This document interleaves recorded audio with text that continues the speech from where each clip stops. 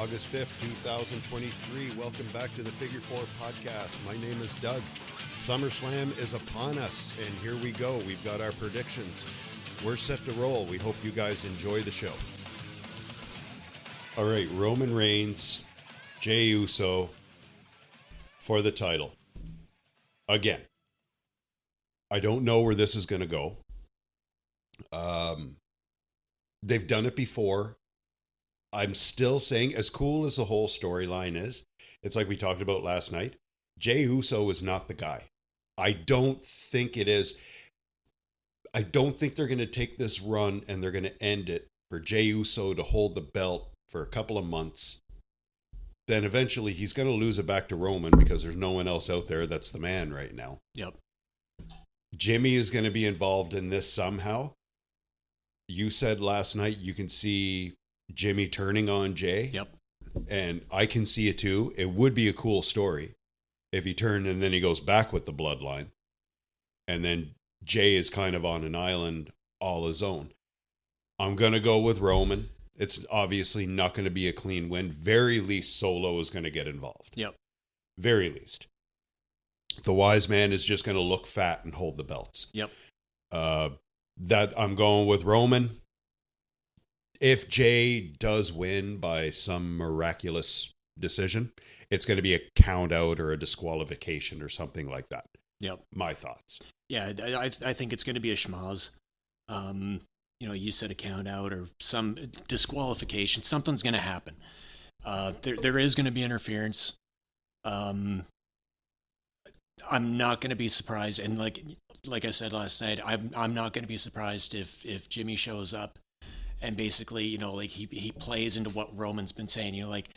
Jimmy got, and what did you do? He ended up going to hospital, and all of a sudden you want a title shot now. That's your twin, that's your brother. Yeah, you're turning your back on him. Yeah. So I can see Jimmy showing up. I can see them playing that card of, this is supposed to be your blood. This is your brother. And you turn your back on him for a title shot. So I'm not going to be surprised if Jimmy shows up and he sides back in with the bloodline. Solo is going to do what Solo does. He's Roman Reigns' piss boy. Exactly. Is what he is. I would absolutely love to see some of the tribal leaders or whatever you want to call them, Sika and Alpha, Sika, have them show up. Have some of these guys show up and basically what side of the tribe do they actually side on? Because Roman got upset. He was like, "I speak to the elders. Why are they talking to him?" Yeah. That was a cool little twist. Yeah. That's what I want to see. So you're going with Roman? I'm going Roman. There's too much on the line for something big like this to change hands at a SummerSlam. This is shaping up that I think that the Roman Empire, pun intended. I think you're going to see that crumble come time WrestleMania. Who it's going to be against, I don't know. I think so too. It's going to be WrestleMania, but not going to be SummerSlam. I think we're going to see some twists. I won't be surprised if we see some twists tonight. There have been a couple of rumors floating around that Person X is going to be on site. That Person X is going to have some kind of he's going to play some kind of role in the outcome of the match. I don't want to really say who Person X is because I don't want to give away any spoilers. I haven't heard anything. If it potentially ends up being true, I'm going Roman. As much as I hate him, and I'm tired of the storyline. I don't see it ending with Jey. Yeah, I don't see Jey putting an end to it. Not yet. It's not time. I'm looking at this card, and I kind of glanced at it quick last night. The whole card for SummerSlam is it's looking pretty sweet. The whole pay-per-view is going to be good. I'm just going to jump to this and get it out of the way, except this match. Triple Combat, Asuka, Bianca Belair, and Charlotte Flair. Popcorn. Can't care. Asuka is walking away still with the title. Yeah. Yeah, I don't have any vested interest in this match. Not that I have anything against the women's division. Great division. awesome division. Just this match in general, like I look at it, I'm like, where's the meat? Like, where's this coming from? There's nothing really there. If they're gonna take the belt off Asuka and put it on Flair, it's just so that she gets another notch. Yeah, and that's it. Just like her father, 16 time. Well, what is she now? Like 14? 14, I think 15. And around there. Somewhere around there. She's not going to. Asuka's going to walk away with that title. Bianca's not getting it back. Charlotte's not going to win it. I can see Charlotte kind of being a mid-card female wrestler. She's not the top of the food chain anymore. No. Same as Ronda Rousey. Ronda Rousey's not top of the food chain anymore. Charlotte was too. Like, Charlotte was a good champion, but she's reaching that stage of her career now where it's almost time for her to take a step back and start mentoring the young ones. And it's only a matter of time before Asuka's there too, because Asuka's been there a while. Bianca Belair is still young. She'll have the belt again. It's just not going to be for a long time. Not when you've got Rodriguez and Shayna Baszler is still really tough. Ronda Rousey is always going to be in that picture. There's and there's that girl that's with Trish Stratus right now. I call her the Amazon 2.0. Yep. It's time for Charlotte to start taking a back seat to these younger girls, stronger girls. We got Rhea Ripley, who is going to be 2-belt Rhea eventually. Yep. It's time for Charlotte to step back. This is a filler match for me. Yep. It's going to go probably 25 minutes, 20 minutes. Won't surprise me if it's the first match on the card. I can totally see it being the first match on the card. That's why I want to get it out of the way now. That's what I think of this match. No disrespect to these women, but it's just it's a throwaway match. Yeah, no, I agree 100%. There's nothing else that I can really add to that. Ronda Rousey versus Shayna Baszler. This is going to be a fight. Both of these women are MMA trained. Both of these women can hit. This match is going to be stiff. Why? Because they're used to getting hit. They're used to getting hit. They've hit each other. It's going to be stiff and it's going to be awesome. See, what I don't get is that where did this come from? And I'm not questioning it from the point of view of like, okay, where's the storyline? Like, maybe there's something going on behind the scenes. Maybe they really don't like each other. Maybe that's why they're butting heads now. I don't know. But is it going to make for a great match? Absolutely. Fuck yeah. It's, you're going to have two, like you said, two MMA greats that are going to be going toe to toe. And I won't be surprised if there's a few receipts that are sent over the course of this match. I can see it because it's going to be stiff because, like I said, they're used to hitting people for real, hitting each other for real. Now, one thing that I will say, where this match kind of came out of nowhere, like this feud, like they literally were in the middle of a tag team match and shit just happened to hit the fan. They were tag team champions. Yeah. And, for whatever reason, Baszler was like, okay, well, to hell with this, fuck you, I'm out of here. She just basically walks out.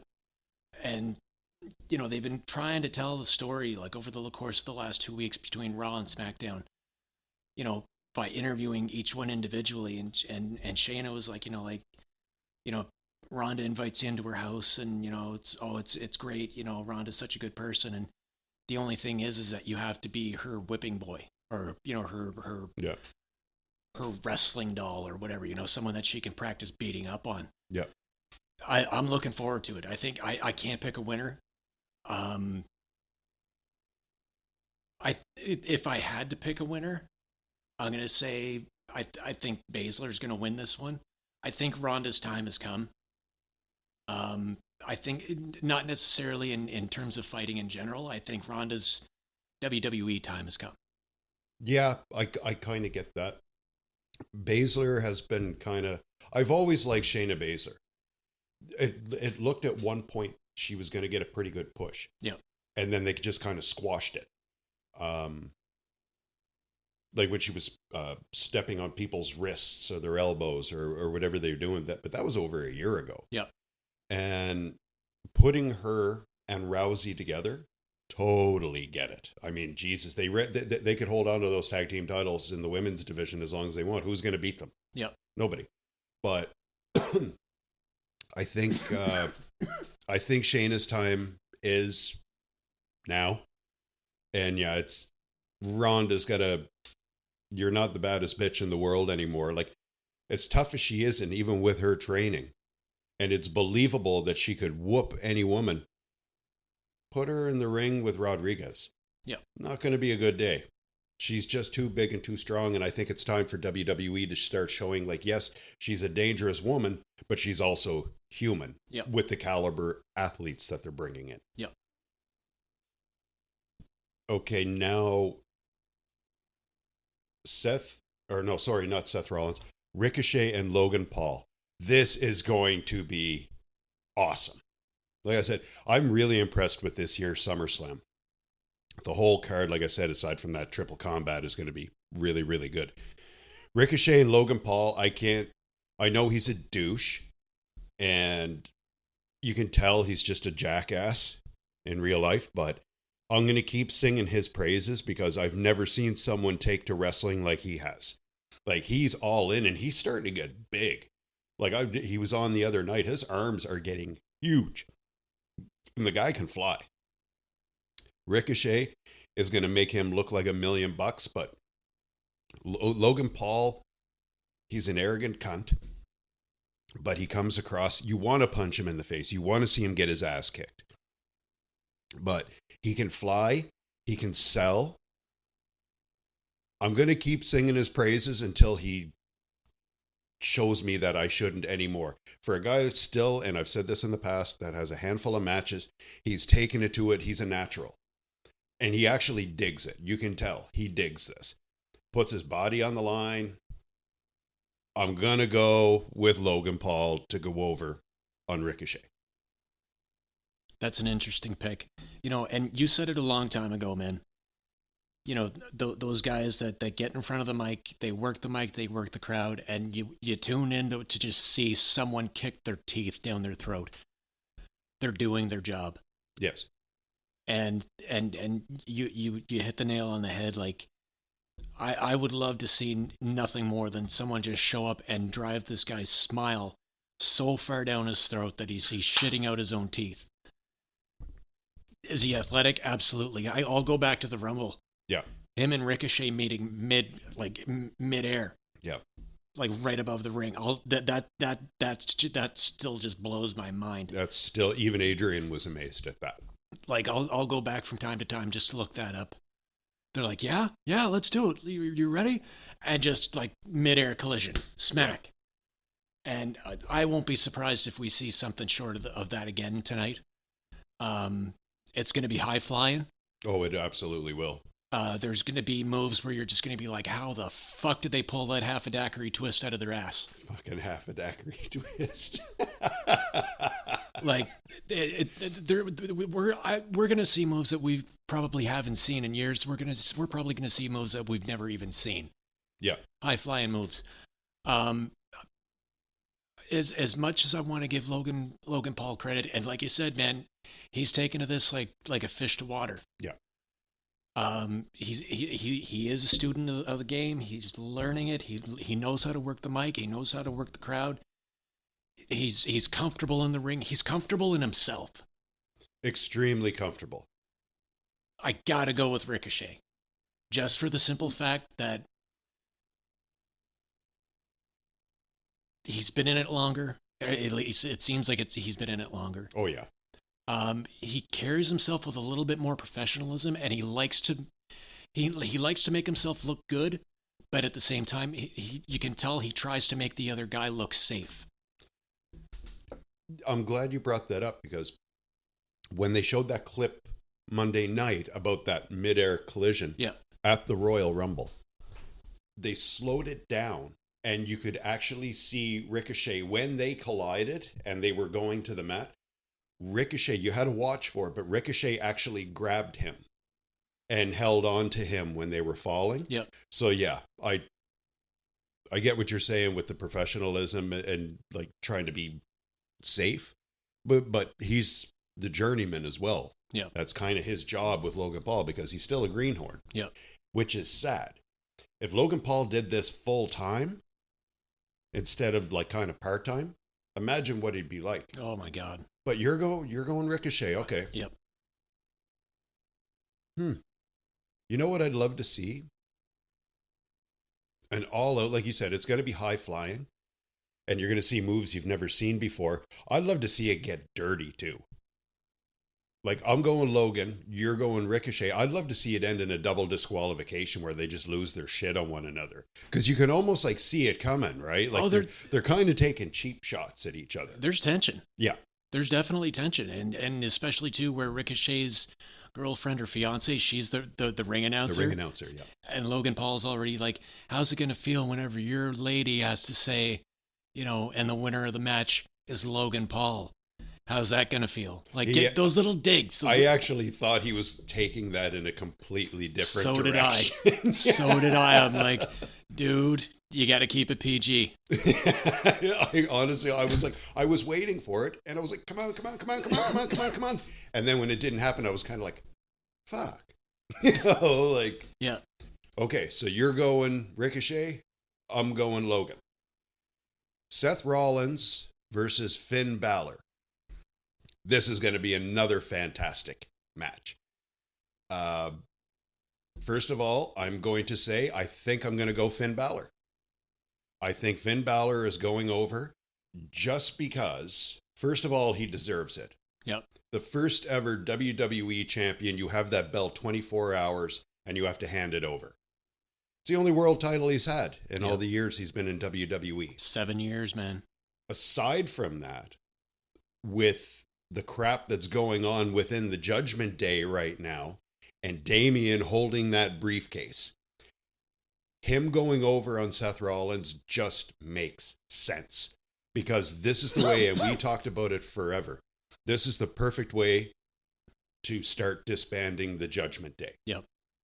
Rhea, we talked about this. Rhea doesn't need the Judgment Day. I gained a lot of respect for Damian Priest over the last 5 months or so. He's really come into his own. Yep. Finn Balor's Finn Balor. Rhea doesn't need them. I think everyone is together, and Dominic Mysterio is there just because he needs a little bit of guidance because he's young and he can't be on his father's dick all the time. Yep.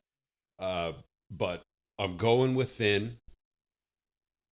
And I'm not saying it's going to happen tonight, but I'm going with Finn because I think they need to put that World Heavyweight title on him. So Damian Priest eventually, not necessarily tonight, but down the road, cashes in on Finn Balor. Good pick. And I agree. I think Finn and Seth. I think it's going to be a great match. Both guys can be technical. They can both be dirty if need be. Mm-hmm. We've seen the mean streak of Rollins. We've seen the dirty streak of Finn. Yeah. I'm gonna say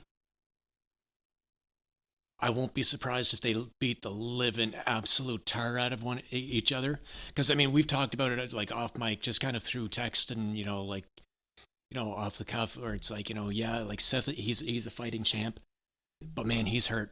You can tell he's not 100%. No, he's not. I'm gonna go on. I'm gonna go on to say that I think it's gonna come down to both guys absolutely gassed in the middle of the ring, and Priest is gonna cash in tonight. You think he's cashing in tonight? I think Priest is gonna cash in tonight. It doesn't matter who wins. You think he's cashing in? I don't think we're gonna have a winner. I think both guys are gonna be that fucking gassed. Priest is gonna cash in. And he's going to basically go for the jugular. I won't be surprised if it happens. We haven't had a cash in on the same night of a championship like this in a long time. No, that's true too.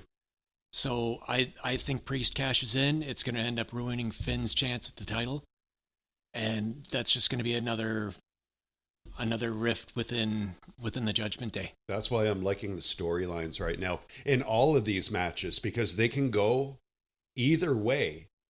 But there's still a story to go to past that. Yep. Where are we at? Cody Rhodes, Brock Lesnar. Oh, fuck. All right. Now, the last time we did a pre-pay-per-view show, I went Brock Lesnar, and I said he's just going to fuck Cody Rhodes until Cody Rhodes loves him. Cody wound up winning, which was, I'm sorry, that match, I still say that this whole battle between those two makes no fucking sense. It never did. The ending at the last pay-per-view was stupid. No one believes for a second that Brock Lesnar is going to lose to Cody Rhodes. And it was fairly quick. Yeah. If I remember. I'm going Brock. And I'm hoping that this is the end of the goddamn feud, because it just doesn't make sense. It came out of nowhere. They threw them together, and it seems like they just have no fucking plans for any of them. Yeah. No, I agree. I mean, like, you go back to that first night, that first Raw after the pay-per-view, and it's like, well, I'm going to need a tag team partner. And Brock is the first person that steps up, and, he's like, yeah, I'll tag with you, Cody. And then he F5s him at the start of the match. It's like, where the fuck does this come from? Like, where are we going? And there's still no explanation on why Brock turned his back. None whatsoever. Like, it just... I'm not going to spend a whole lot of time on this match. I just hope tonight is the end of it. So, basically, the series is 1-1. Brock won the first one. Cody won the second one. This is the rubber match. Yeah. I can see Cody winning this to put a stamp on it. Okay, it's done. It's over with. Cody can now move on to bigger and better things. Cody can move on to finishing the story, so to speak. Do I think that he has what it takes to go over on Brock? As much as I want to say yeah, and I'm not the biggest Cody Rhodes fan. I'm not either. I just want to see some kind of a resolution and just be done with this feud, be over with it, have each guy move on to something new. Yes, I completely agree. Like this, okay, I can see them throwing it together to see if it's stuck. It hasn't stuck. It slid off the wall. Just clean up your mess and move on. Yes. That being said, I won't be surprised if Brock basically runs the mat with Cody. I hope so.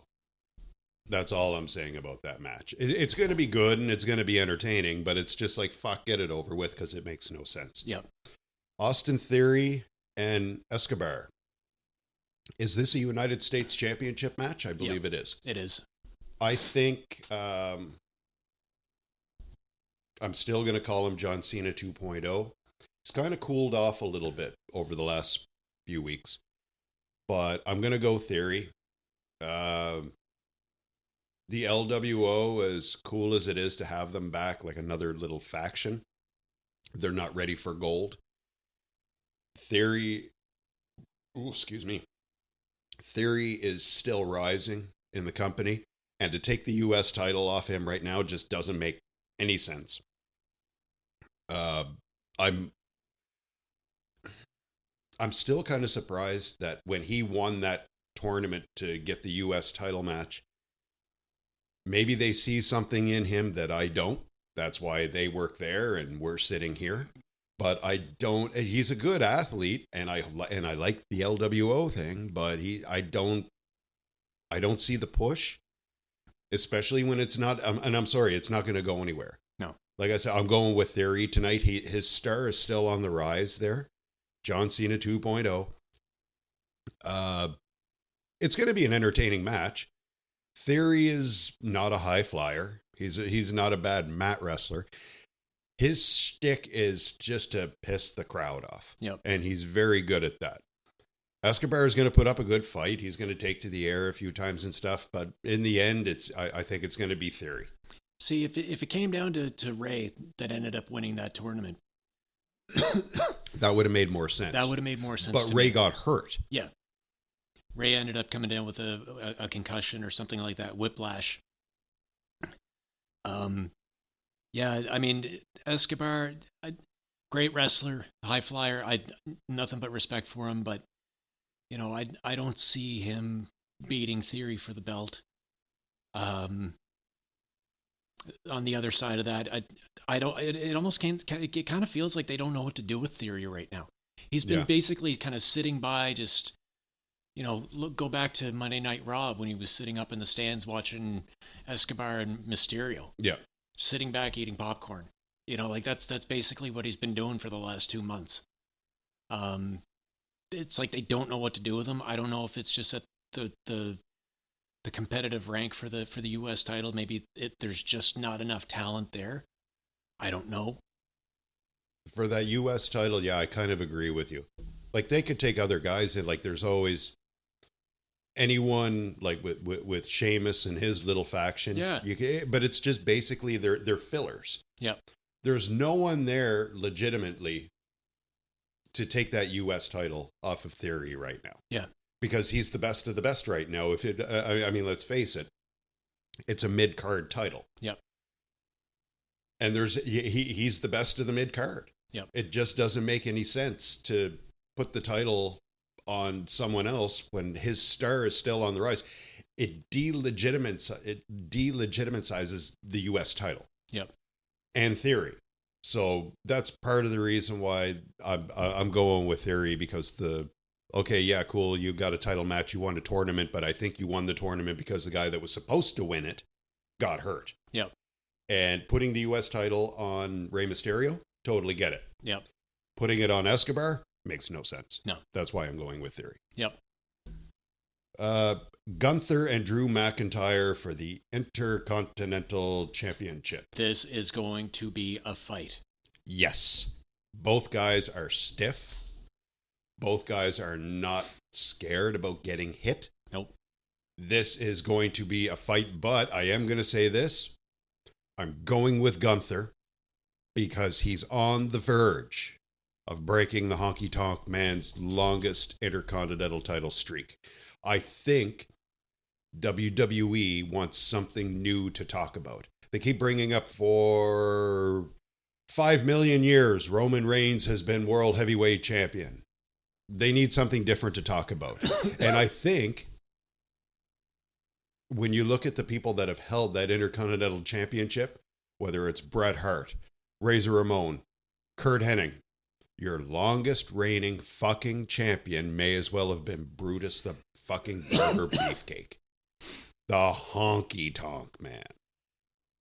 That's why I think, as much as I love McIntyre, and I've said this over the last few months, I've got a lot of respect for Gunther. He's shown me a lot.